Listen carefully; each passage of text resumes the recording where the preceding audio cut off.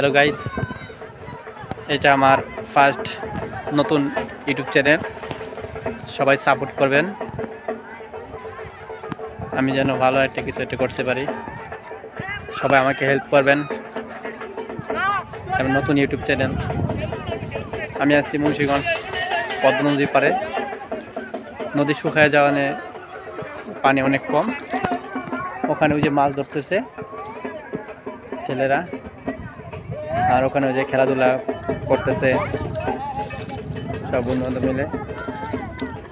আর ওই যে ওখানে দেখতেছেন, ওখানে পূজা হচ্ছে, দেখাচ্ছি আপনাদেরকে। অনেক সুন্দর একটা দৃশ্য। সবাই আমাকে সাপোর্ট করবেন গাইস।